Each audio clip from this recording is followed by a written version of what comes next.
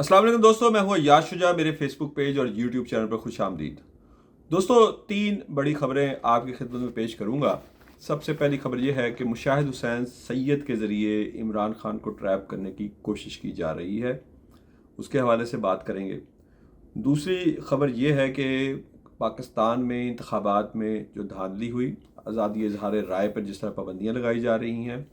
और जिस तरह एक सियासी जमात यानी पीटीआई को दीवार के साथ लगाया जा रहा है, उस पर अमरीकी कांग्रेस ने बड़ा फ़ैसला किया है। वो फ़ैसला क्या है? और मैंने जिस तरह के आपको पहले भी अपने वीलॉग में बताया था कि 15 से 20 नशस्तें मुस्लिम लीग नून की दोबारा गिनती में, ये पीटीआई की जो नशस्तें हैं ये दोबारा गिनती में मुस्लिम लीग नून को दी जाएंगी। उस हवाले से भी एक फ़ैसला सामने आया है, उस पर भी बात करेंगे। सबसे पहले इसी पे बात कर लेते हैं कि मैंने आपको कुछ दिन पहले बताया था कि 2/3 अक्सरियत के लिए पीटीआई की जो जीती हुई नशस्तें हैं, यानी कि पीटीआई की जो मौजूदा क़यादत है उसकी कमज़ोरी समझ लें कि जो इंतखाबात में वो नशस्तें हारे उस पर तो वो शोर मचा नहीं सके, वो सुप्रीम कोर्ट भी नहीं गए, उन्होंने अदालतों से भी उस तरह रजू नहीं किया, और जिसकी वजह से वो मामला तो दब गया क्योंकि ये लोग किसी दबाव में हैं, किसी खौफ का शिकार हैं। ये तो अल्लाह बेहतर जानता है कि जिसकी वजह से ये उस पर बात नहीं कर रहे। लेकिन मैंने आपको बताया था कि 15 से 20 नशस्तें दोबारा गिनती में पीटीआई से लेकर मज़ीद नून लीग को दी जाएंगी। उसके कई मकासद हैं। पहला मकसद कि शहबाज शरीफ साहब ने पीपल्स पार्टी की ब्लैक मेलिंग के हवाले से अपने तहफ़्फ़ुज़ात स्टैब्लिशमेंट को पेश किए थे, जिस पर उन्होंने कहा था आप फिक्र न करें, आपको पीपल्स पार्टी ब्लैक मेल नहीं कर सकेगी, आपको सादा अक्सरियत हमेशा हासिल रहेगी, आपकी हुकूमत को डीरेल नहीं किया जा सकेगा। उसके लिए मुस्लिम लीग नून को सादा अक्सरियत हासिल करने के लिए 15 से 20 नशस्तें चाहिए थीं, जो कि पीटीआई से मैंने आपको बताया था कि दोबारा गिनती में उनको लेके दी जाएंगी। ये NA 154 में है। एक पीटीआई की नशस्त थी जिस पर राना फराज नून कामयाब हुए थे। उसमें दोबारा गिनती पर मुस्लिम लीग नून के अब्दुर्रहमान को कामयाब करार दिया गया है और राना फराज नून का नोटिफिकेशन वापस ले लिया गया है। यानी वो सफ़र जो इंतखाबात में धांधली इसे शुरू हुआ, 8 फरवरी के इंतखाबात के नताइज फरवरी के आखिर तक आते रहे, उनका दोबारा रिकाउंटिंग में मार्च के आखिर तक सिलसिला जारी है मुस्लिम लीग नून को नवाजने के हवाले से। अब मैं बात करूंगा कि कांग्रेस में जो बहस हुई डोनाल्ड डू के ऊपर, उनके कांग्रेसमैन्स की, उस पर बड़ी सोशल मीडिया पे ले दे हुई, बड़ी बात हो चुकी। लेकिन अब उस हवाले से एक स्टेप आगे चला गया है। कांग्रेस ने इस हवाले से बड़े अहम फैसले किए हैं और ये पाकिस्तान में जो इंतखाबात में धांधली हुई है, आज़ादी इजहार राय और जो पीटीआई के इंतखाबी निशान पर जो पाबंदी लगाई गई, एक सियासी जमात को जो मुसलसल दीवार से लगाया जा रहा है और उसके कायद की और उसके दीगर रहनुमाओं की गिरफ्तारी के हवाले से बिल बाकायदा कांग्रेस को भेजने का फैसला कर दिया गया है। और ये करारदाद 50 वोटों से, और उनके मुकाबले में 0 वोट पड़ा, यानी वहाँ मौजूद 50 के 50 अरकान ने इस करारदाद के हक़ में वोट दिए और अब इसे एक बाकायदा बिल की शक्ल देने के लिए इसको कांग्रेस को भिजवा दिया गया है। अब मैं आऊँगा अपनी आखिरी खबर की तरफ कि मुशाहिद हुसैन सैयद के ज़रिए इमरान खान को कैसे ट्रैप करने की कोशिश की जा रही है। दोस्तों, कुछ अरसे से मैं ख़ुद बड़ा हैरान था कि मुशाहिद हुसैन सैयद सेनेट में मीडिया पे इमरान खान के हक़ में बयान देते नज़र आ रहे थे, जबकि मैं मुशाहिद साहब को बहुत अच्छी तरह जानता हूँ, कवर करता रहा हूँ मुस्लिम लीग काफ में। उनको मुस्लिम लीग काफ में भी इस्टेब्लिशमेंट ने शामिल करवाया था। उसके बाद उनकी 2018 में मुस्लिम लीग नून में वापसी भी इस्टेब्लिशमेंट के ज़रिए हुई थी और वो उस बोर्ड का भी हिस्सा थे जो टिकटें देने वाला बोर्ड था। 2013 के इंतखाबात में, सॉरी, वो उस बोर्ड का भी हिस्सा थे जो टिकट्स तकसीम करने वाला बोर्ड था। और उस बोर्ड में जब वो बैठे हुए थे और नवाज शरीफ ने एक उम्मीदवार को सिर्फ इसलिए मुस्तरद कर दिया कि वो मुस्लिम लीग काफ में चले गए थे, तो बाहर आकर उन्होंने हमसे बात करते हुए कहा कि लो दसो मैनू इस वास्ते टिकट नहीं दी, मैं काफ लीग चला गया, तो जो काफ लीग के वफाकी वजीर रहा है उन्होंने नाल बहा के इंटरव्यू करते पे ने। तो उस वक्त भी हमने उनको, वो जो सादा लोग रुकन असम्बली थे के उम्मीदवार, रुकन असम्बली बनने के उम्मीदवार थे, उनको समझाया कि भाई वो कुछ शरीफ बरादरान की मर्ज़ी से नहीं यहाँ बैठे, वो जिनकी मर्ज़ी से बैठे हैं वो उनकी मजबूरी है। तो मुशाहिद हुसैन सैयद साहब लेक्चर भी देते रहे हैं इस्टेब्लिशमेंट के मुख्तलिफ जो इदारे हैं, वहाँ जाकर जो जूनियर अफसरान हैं और इसके अलावा सीनियर अफसरान भी हैं, उनके ट्रेनिंग कोर्सेज़ में भी उनको लेक्चर देते रहे हैं। بہت اہم حصہ رہے ہیں وہ محکمہ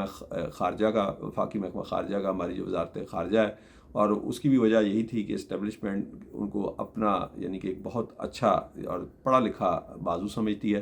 لیکن کچھ عرصے سے جب وہ یہ بات کر رہے تھے تو مجھے بڑی حیرت ہوتی تھی کہ یہ کیوں عمران خان کے حق میں سینٹ میں تقریریں کر رہے ہیں اور یہ بات کر رہے ہیں کہ یہ ایک فون آنے کی دیر ہے ٹرمپ کے انتخابات جیتنے کے بعد تو یہ سب سیدھے ہو جائیں گے۔ تو میں ابھی انہیں مشورہ دیتا ہوں کہ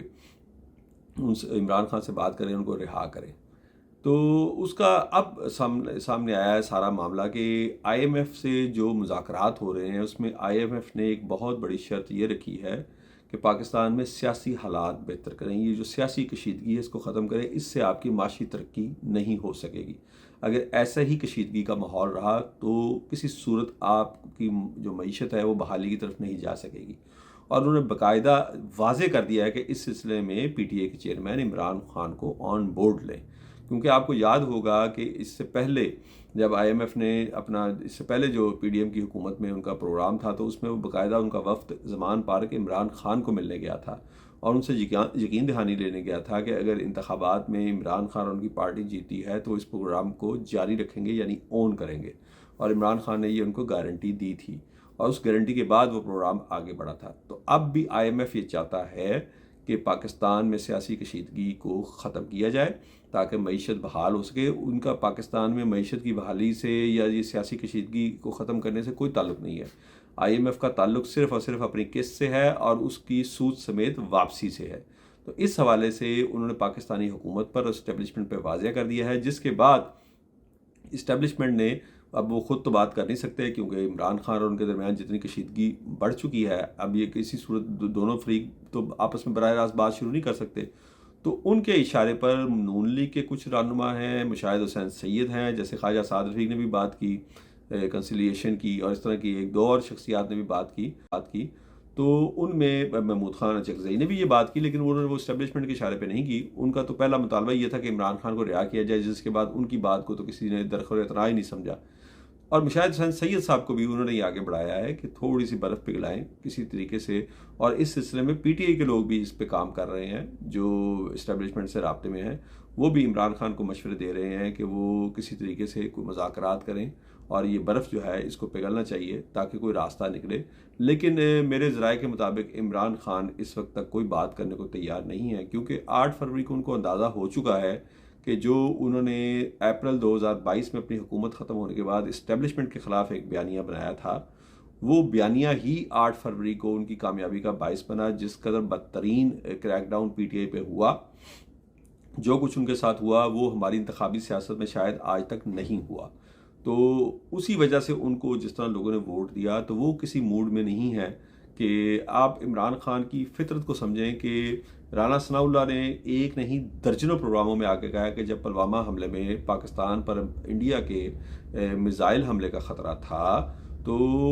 ایک اسٹیبلشمنٹ نے اس وقت کے وزیر اعظم عمران خان کو رائے دی کہ تمام سیاسی جماعتوں کو، اپوزیشن کو آن بورڈ لیا جائے اس پہ۔